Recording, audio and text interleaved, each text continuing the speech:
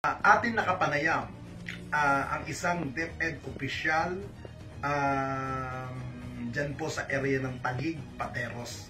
Mataas ang expectation po ng pag-upo ni VP Sara na mababawasan ang katiwalian. Opo. Yung pala nga simula ng mas malalapang katiwalian. Kung ikaw iisang departamento hindi mo mapatakbo ng maayos, paano mo papatakbo yung buong Pilipinas?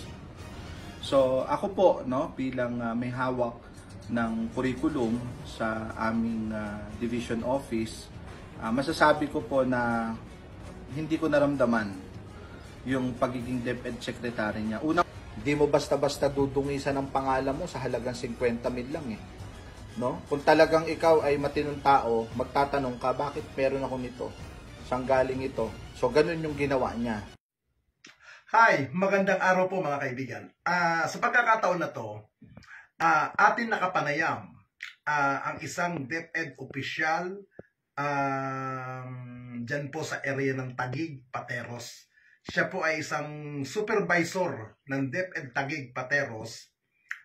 Tinanong natin siya kung anong mga reaksyon niya dito sa pamumuno ni dating DepEd Secretary at Vice President Sara Duterte. May mga reaksyon siya. At tinanong din natin siya, ano ba ang reaksyon niya dito sa sinasabi ni dating Undersecretary Loria Mercado na about sa suhulan, about sa ibinibigay sa kanyang 50,000. Normal daw yan sa ganyang bigayan, ayon kay Sir Dr. Ellery Quintilla. Pangalawa, tinanong ko din siya, naging malala ba ang pamumuno ni VP Sara bilang DepEd Secretary? Yung malalang sinasabi ko sa kanya, tinanong ko siya, anong reaksyon niya sa leadership ni VP Sara? Nabawasan ba ang korupsyon? O nadagdagan, sa madaling salita, mas lumala ba ang korupsyon o katiwalian sa loob ng DepEd sa pamumuno ni Vice President Sara Duterte? Ang sagot niya po dyan, nandito po sa kalakip ng video. Tinanong ko din po siya, kamusta yung mga tao na mga sangkot sa katiwalian sa loob ng DepEd? Ang sagot niya, na-promote pa daw ni Vice President Sara. Dito natin makikita kung gaano mayroon leadership si Vice President Sara. At take note, tinanong ko po siya sa isang pagkakataon kung ano bang nangyari sa kanila. Meron siyang pinangalanan dito na Undersecretary na about sa mga complaint niya, about sa mga pinangalanan niya ng mga official ng DepEd,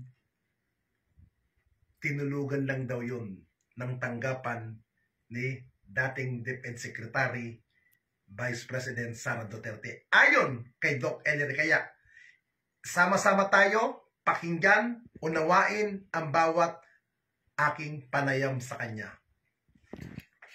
Sir, magandang hapon po dahil alas 5 na tayo ng hapon. Sir, kamusta po ang leadership ni Vice President Sara Duterte bilang DepEd Secretary nung panahon niya?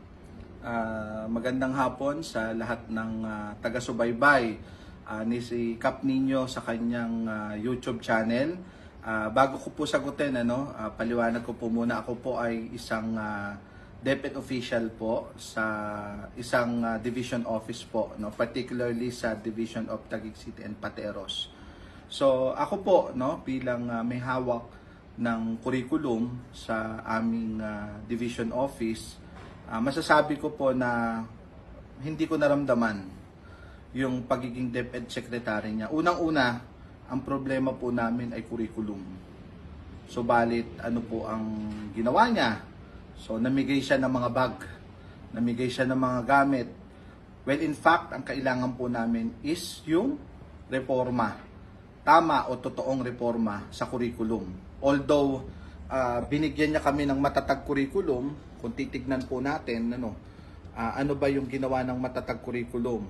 So ngayon po nung iniwan niya kami sa matatag curriculum, wala po kaming libro, wala kaming kahit na dahil nung panahon niya, inassess lang yan. So, pag-assess, nawala na. So, ngayon lang itinuloy ni Secretary Angara. Salamat po kay Secretary Angara na binigay niya yung tunay na reforma. So, ano ba yung reforma na hinihingi namin sa curriculum? So, yung iniwan niya na curriculum, binigyan niya kami ng tinatawag na National Math Program, yung NMP at yung National Reading Program. So, isinama niya yan sa araw-araw na subject na kinukuha ng mga bata. Humaba ang oras ng mga bata namin. Nahirapan ang mga guro sa pag-comply dun sa minutes of the per subject na binibigay niya. So, ngayon, nakita ni Secretary Angara na hindi tama yung kanyang binigay na reforma. So, ngayon po ay pinalitan na. Tinanggal na po yung National Math Program at National Reading Program. So, yun po yung tunay na pagbabago, no? Alamin mo anong problema sa curriculum, doon mo ibigay kung ano yung kailangan ng mga bata, ng mga teachers at ng paaralan. Yun po ang masasabi ko kay VP Sara bilang kalihim ng edukasyon. Opo. Sir, pangalawang katanungan ko, sir, ano po ang inyong reaksyon sa paglutang ni dating Undersecretary Gloria Mercado na kung saan ang sinasabi niya, binibigyan daw siya every month ng 50,000 envelope ng tanggapan ng OBP? Actually, yung ganyang kalakaran ay masasabi ko natural sa gobyerno yan eh.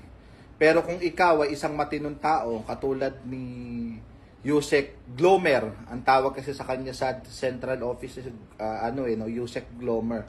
No, si Yusek Glomer kasi, knowing her, 40 years na sa serbisyo, hindi mo basta-basta dudungisan ang pangalan mo sa halagang 50,000 lang eh. No? Kung talagang ikaw ay matinong tao, magtatanong ka, bakit meron ako nito? Saan galing ito? So, ganun yung ginawa niya. No? At syempre, ikaw ang tinatawag na hope o yung head of procuring entity. So, ibig sabihin, lahat ng mga kailangan, lahat ng mga bibilin ng departamento mo sa'yo dadaan. So, siguro nakita nung mga tao ni VP Sara na hindi nila kayang sakalin o pasunurin si Yusek Glomer do sa kagustuhan nila, kaya siguro ganyan ang ginawa nila. No? Pangalawa, yung sinasabi nila na nag-solicit ng 16 million si Yusek Gloria Mercado. Nakakatawa lang yan eh. Ikaw ba gagawa ka ng kalukuhan? Susulat ka pa? Hihingi ka ng 16 million, susulat ka. Ano yung gagawin mo? Kung hindi ka 40 years in the service, siguro gagawin mo yan. Tanga ka. Pero kung ganyan na ikaw ay nasa posisyon, hindi ka magsusulisit para sa sarili mong kapakanan. Kasi nakita ko po, gusto niyang magkaroon ng pagbabago yung hiring ng DepEd in which you will need certain equipment. So pagkakailangan mo na equipment at wala ka namang way kung paano mo kukunin yung pambili nun, ano ang gagawin mo? So sabi niya nga, kinausap niya yung external link or SOCMOB ng CO para makahingi ng pwedeng kontakin kung sino makakapagbigay ng equipment na yon worth 16 million. So kung hindi kaya ng 16 million, pwedeng hatiin. No? Yun ang sabi niya. So meaning, yung kanyang hiningi ay hindi para sa sarili niyang kapakanan. Para sa kapakanan ng departamento yun. No? At yung sinasabi nilang na without knowing, sabi ni BP Sara nang hingi daw ng halagang 16 million without her knowing. Baka hindi niya kasi alam yung storya. Dapat alamin mo, 'di ba? Kaya nga may exit conference eh. Hiner mo sila, tauhan mo sila, dapat alamin mo. Ano ba yung bakit ganon, bakit ganito? Kailangan may clarification eh. 'Di ba sa hukuman nga eh. Meron tayong investigasyon, merong trial, merong hearing eh, para ma-prove mo kung ano yung tama, ano yung tunay na nangyayari. So, ganun din sana binigyan niya ng pagkakataon yung matanda na ipaliwanag bakit may ganun. So, yung sinasabi niya naman, yung pangatlong punto naman dyan, yung sinasabi niya na meron daw teacher na kinuha si Yusek Gloria Mercado sa Cebu. para magtrabaho sa office niya. So tama yung katwiran ni Yusek Glomer, no? Na meron ng ano yan eh. Meron ng loading eh. Nung yung mga teacher do sa certain school, may loading na. So paano magkakaroon ngayon ng trabaho yung isa kung wala na siyang matatagpuang teaching load doon sa school? So kinuha niya. Legal naman yun eh. Nagtatrabaho din naman yung teacher. Although meron tayong tinatawag na na DepEd memo na lahat ng teaching personnel bumalik doon, pwede na maibalik yun. Wala namang problema kung talagang gusto ni VP Sara eh. Walang problema. So sa tingin ko, hinanapan lang talaga ng butas kasi hindi nila makontrol yung doon sa gusto nilang gawing pag-procure nang walang tanong-tanong. Biruin mo, ang dami mga naiwang proyekto. Opo. Bilyon-bilyon dahil alam natin ang pinakamalaking budget sa lahat ng departamento sa buong Pilipinas ay ang departamento ng edukasyon. Opo. So dahil diyan, nakikita din natin na bumagal yung pag-procure ng lahat ng kailangan ng DepEd. Bumagal. Bakit? Kasi nasala yan ni Yusek Gloria Mercado. Kaya dapat si Yusek Gloria Mercado ay itanghal pang bayani yan eh. Kasi nasagip niya yung pondo ng gobyerno sa pagnanakaw ng kung sino man ang nagbibigay sa kanya nung envelope na 50,000. Isipin mo, namimigay ka ng 50,000. Magkano napupunta sa iyo? Di ba? Yes, sir. Yusek, 50,000 nga lang binibigay mo. May kakilala nga ako eh. Milyon eh. Dito lang ha. Isiniwalat ko na yan. Panoorin nyo yan. Doon sa video ko dito kay Kap Ninyo. Kung sino yung mga isiniwalat kong mga... Dito lang. Ha? Sa division office lang. May regional office pa. May central office. Tapos ganyan lang kaliita ibibigay mo. Diba? Mas malaki ang nakukuha nung nagbigay kay Yusek Gloria Mercado. Yes, sir. Sir, tanong ko po ulit. Kamusta po ang leadership ni VP Sara nung siya po yung namumuno dito sa DepEd? Lumala ba ang korupsyon o nabawasan ang korupsyon? Actually, pag upo niya, akala ko mababawasan eh. Opo. Alam mo naman yung Kap Ninyo, kung gaano ko naging malapit sa iyo pagdating diyan sa pakikipaglabang ko sa mga katiwalian sa division office namin. Alam mo kung papaano ko nilabanan yan hanggang sa muntik pa akong marami kong threat. Marami kong death threat talaga eh. Pamilya ko talagang hindi tinitigilan ng death threat ng mga panahon na lumalaban ako sa katiwalian. Mataas ang expectation ko nung pag-upo ni VP Sara na mababawasan ang katiwalian. Opo. Yung pala nga simula ng mas malalapang katiwalian. Opo. What do you mean, sir, na mas lumala ang korupsyon sa tanggapan ng DepEd under VP Sara Duterte? Imbis na labanan ng katiwalian eh. Lalo pa nilang ako ang pakiramdam ko, nung ako'y nagsiwalat sa'yo, nung mga katiwalian na nakita ko, ako pa kinasuhan eh. At ang nangyari, sir, kayo ang nabaliktad, kayo ang nakasuhan. Yes. Oo. True VP Sara po, dahil under ng DepEd. Sino pa? Naiwan dyan ngayon sila Yusek Densing eh. Yan ang yan ang sumuspindi sa akin. Opo. No? Pinipilit niya na kaya daw ako nagsiwalat dahil hindi daw ako nakaparte. Isipin mo yon. Ngayon ba na nandito ako ba ang nagkakamal ng yaman? Walang pondong dumadaan sa kamay ko. Kahit na magkano, kahit na piso, wala. Opo. Wala. So, paano ako makikiparte doon sa sinasabi ng Yusek Densing? Opo. Kaya, iyan ang sinasabi ko eh. Kung gusto mong labanan ang katiwalian, dapat may pinakita ka eh. Opo. Ano yung solusyon mo? May solusyon ba? Solusyon ba na yung mga whistleblower at yung mga nagsasabi ng katiwalian i-demanda mo at suspendihin mo? Yun ba yung naging solusyon mo para labanan? Samantalang ang daming kalokohan, alam niya yan dahil ikaw din mismo, maipapakita mo sa Viber message mo kung gaano karami yung text messages mo kay VP Sara. Kahit ako, monthly ako nagfa-follow up doon sa mga expose ko. Wala akong nakuha, kundi kaso. Opo. Sir, may pagkakataon ba na nag-usap na kayo ni VP Sara nung siya ang DepEd Secretary? At kung nag-usap kayo, sir, ano po ang inyo pong naipangako sa inyo ni dating Secretary VP Sara? Actually, nanghihingi ako sa kanya ng meeting, Opo. no? Tungkol dun sa mga expose na ibibigay ko sana sa kanya. Kaso itinuro niya ako dun sa kanyang Chief of Staff noon, nung Opo. una, na si Yusik Epimaco Densing. Okay. So, nakapag-usap kami ni Epimaco Densing several times. Binigay ko sa kanya yung mga kaso, and then sa awa ng Diyos, natulog na lang na natulog. Walang ginawa.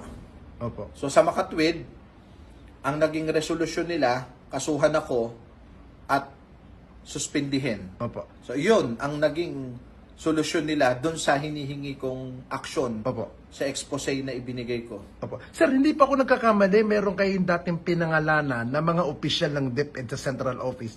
Ano po ang naging status ng mga pinangalanan ninyo doon sa mga DepEd opisyal dati na inirekta rin natin kay VP Sara?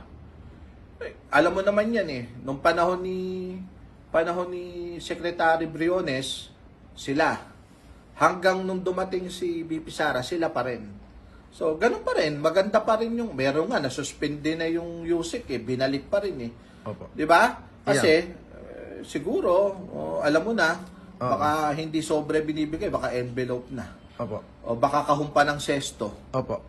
Sir, ito pa huling pinakakatanungan ko na. Ano ang inyong masasabi do sa mga tanong ng congressman, ipaliwanag ang pondo kung saan napupunta? Actually, napakadali lang niya kung alam mo talaga trabaho mo eh. Kung alam mo trabaho mo, down to the last centavo, kaya mong ipaliwanag kung magkano, kung saan, kung ano pinaggamitan mo ng pera. Napakadali lang yan eh. Ibig sabihin lang, hindi mo alam kung ano yung trabaho mo, saan mo ginagastos yung pera. Po, pwede ba naman na sabihin mo na hindi mo alam ang tanong, isasagot mo, wag niyo akong politikahin. Hindi po pwede yun. Kasi kami sa DepEd, nag-iintay kami. Ano yung sagot mo? Saan mo ginastos yung pera? Bakit wala kaming computer? Bakit wala kaming mga gamit sa eskwelahan? Kulang yung mga bata namin? You owe us an explanation. Hindi mo po pwedeng sabihin pinupolitika ka. Pera ng bayan to. Hindi po pwedeng, kung ayaw mong sumagot, hindi ka sasagot. Pagbibintangan mo yung nagtatanong sa yung pinupolitika ka dahil hindi mo alam ang isasagot mo. O, nawala yung ano ko eh, yung paghanga ko sa kanya eh. Matapang ka. Pero hindi mo dapat ginagamit sa ganyan yung katapangan mo dahil ang katapangan mo dapat na ipapakita mo sa accountability. Yeah. Dapat accountable ka sa bawat sentimong ginagastos mo. Dahil pera ng bayan yan. Saan ba galing yan? Doon sa mga mahihirap na nagbabayad ng buwis. No? Kung ikaw iisang departamento hindi mo mapatakbo ng maayos. Paano mo papatakbo yung buong Pilipinas? Ibig sabihin, pag tinanong ka, paano mo ginastos to, hindi mo kayang sagutin. Pag bibintangan mo yung nagtatanong sa'yo, pinopolitika ka. Hindi naman siguro bobo ang taong bayan. Yeah. na para hindi hindi malaman na hindi mo alam yung trabaho mo unang-una. Paano mo ubusin yung 120 million in 11 days? 'Di ba? Nakakapagtaka pare-parehas. Surveillance 11 million, 11 million, 11 million, pare-parehas. Opo. Sa kasaysayan ba ng DepEd nagkaroon ba ng intelligence fund o ngayon lang? Ngayon lang. Under VP Sara. Under VP Sara kasi wala ka naman paggagamitan ng intelligence fund sa amin eh. Opo. Ang alam kong intelligence fund ay yung mga law enforcement agency. Opo. Like AFP, PNP, tapos kung ikaw ay mayor, kung ikaw ay governor, pero ang vice mayor at vice governor, just like the vice president, Opo. hindi naman dapat meron yan. Opo. Kasi ang paliwanag niya, napasukan daw kami ng mga rebelde, ng mga komunista. Baguhin mo yung curriculum. Doon mo makikita yung pagbabago. Hindi mo kailangang magbayad ng reward, mag-surveillance ng kung sino-sino. Trabaho mo curriculum eh. Trabaho mo, kaya nga bagsak tayo sa sa mga assessment ng kahit sa PISA, 'di ba? Kulelat tayo eh. Bakit? Hindi 'yun ang tinututukan mo eh. 'Yun ang tutukan mo, 'yun ang kailangan natin. Opo. Sir, maraming salamat sa time, ha? Maraming salamat po, Ninyo. Kahit anong oras, sabihan mo lang po ako. Hi sir, magandang hapon po. Magandang ano hapon. pong balita sir doon sa mga nasangkut po sa katiwalian na dati nung pag ini-interview kita tapos na-mention ninyo. Now, ang balita ko sir, na-promote daw under kay BP Sara ang mga taong yun. Actually, yung abogado na kasangkot diyan yung tungkol doon sa yung maternity scam na 11 times nanganak in 2 years. Yung abogado na sangkot diyan, nandoon na sa region ngayon. So siya ngayon ang nagde-decide ng lahat ng kaso. So ngayon, ang ginawa niya para balikan ako, kinasuhan ako ng mga kung ano-anong walang kakwenta-kwentang kaso. Ganyan ang nangyari doon sa mga isa sa mga na-promote ng dahil sa katiwalian. Isipin mo pinagtakpan mo yung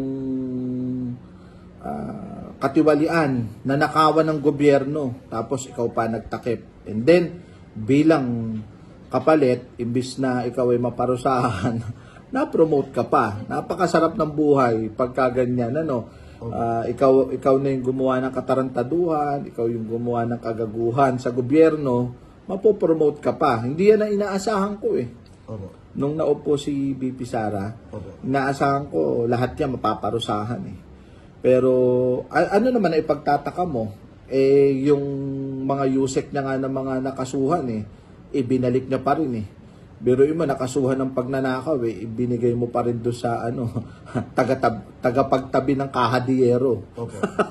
Di ba nakakatawa? Very ironic.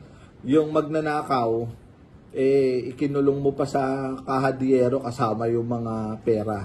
Yes, pondo ng bayan. Anyway, yan lang naman ay isang refleksyon na napakalitan DepEd kumpara sa iba't ibang mga organisasyon, iba't ibang departamento ng gobyerno. Then, hindi mo kayang pamunuan, hindi mo kayang pastulan yung mga tao mo kung papaano. Napakaliit na organisasyon, iilan lang ang USEC at ASEC niyan hindi mo, ibig sabihin, hindi mo alam yung trabaho mo. Opo. Sir, nababanggit niyong hindi kayang solusyonan ni BP Sara ang pagiging sekretary dati ng DepEd. Sa makatuwid ba, sir, hindi siya nababagay sa national posisyon o sa national government? Kung ganun? Actually, hindi mo naman siya po pwedeng husgahan sa ganon. Pero sa nakikita at pinapakita niya, ako bilang isang ordinaryong mamamayan, ganon ang nakikita ko. Kasi unang-una ang budget, dinedepensa yan Opo. Bakit panahon ni Leni Robredo kaaway ng tatay niya? Nadepensahan naman yung budget. Yeah. Hindi naman, nasagot naman. Opo. Hindi naman sumigaw si Leni na you are politicizing me. Opo. Hindi naman siya sumigaw ng pinupolitika siya. Sinagot niya. Opo. Yun ang tamang demeanor ng isang taong gobyerno. Kung talagang kaya mo, pangatawanan mo, ipaliwanag mo kung alam mo kung paano ginagastos ang pera. So, yung pagiging national, kumbaga, presidente sa hinaharap, yan ang makakasagot niyan ay si BP Sara lang. Pero ako bilang isang ordinaryong Pilipino na nag-aabang sa paliwanag niya, nadismaya. Siyempre. Ay Sir Ellery, bakit nung panahon under ni BP Sara bilang DepEd Secretary, bakit po ang baba ng education rating natin nung siya ang namumuno sa DepEd? Ano pong nakikita niyo po ron? Actually, yan matagal ng problema yan Pero sana, kung may political will ka, nagawan mo ng paraan yan Unang-una, syempre nung bagong upo siya, malaki yung mataas yung pagtingin sa kanya ng mga teacher, ng mga ordinaryong tao. Magagawa mo sana ng paraan na maihango yung yung ating educational rating sa buong mundo. Pero syempre, sabi ko nga dapat ang kanyang ginawa unang-una ay ayusin ang curriculum hindi siya nakapag-focus kasi sa curriculum eh. Nakapag-focus siya sa pamimigay ng mga bag sa mga sa mga probinsya, sa iba't ibang lugar na, well, in fact, hindi naman yun ang dapat niyang gawin. Bilang DepEd Secretary, kailangan nakatuto ka talaga dyan eh. Tapos sabi niya, di ba, nag-hire siya ng maraming mga consultant, pinagkatiwalaan niya yung kanyang mga USEC, kaso hindi naman ganun ang ginawa. Yung ibang USEC na dala niya, wala namang alam sa education eh. Walang alam sa education, kaya without prejudice to those appointed officials, nagdala ka ng sundalo, nagdala ka ng galing ng DILG, nagdala ka ng galing ng GSIS. Hindi yan ang kailangan ng DepEd eh. Kailangan academician ka. Alam mo kung ano yung takbo ng educational system. Meron ba kahit na isang USEC na nanggaling sa pagiging classroom teacher? Wala. Dapat ang kinuha mo, yung classroom teacher talaga. Dahil yan ang nakakaalam, ano ba yung problema sa ibaba? Wala ka nakuhang ganun eh. Walang kahit na isang public school teacher na experience man lang sa mga USEC na yan eh. Wala. So, ibig sabihin, hindi mo nasolusyonan yung talagang ugat. Yung ugat na problema ng edukasyon. Which is yung curriculum. Sabi ko nga, yung curriculum ginawa mong matatag, pero ang sabi-sabi ng mga teacher dahil doon sa ginawa mo, nagtatapi ka nila sila ng balikat eh, magpakatatag ka. Kasi talagang ang hirap nung ginawa niyang pagbabago sa matatag curriculum. Akala namin, binawasan niya yung competencies from 11,000, naging 3,000 na lang. Yung pala, lalong humirap yung mga pinagawa niya. Yung loading ng mga teachers, halos wala ng pahinga. Alam niya ng mga teacher na nakikinig sa iyo, Kap Ninyo, na ihina lang talaga ang pahinga mo.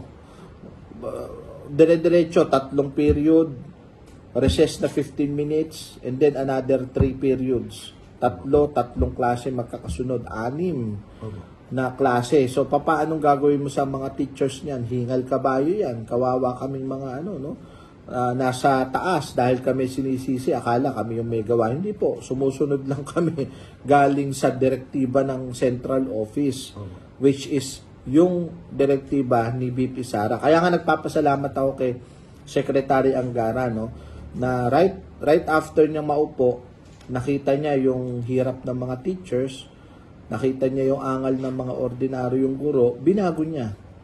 Binawasan niya yung loading. Ngayon, naglabas siya ng DepEd Order number 12, Series of 2024, na nagsasaad doon na baguhin yung loading ng mga teachers.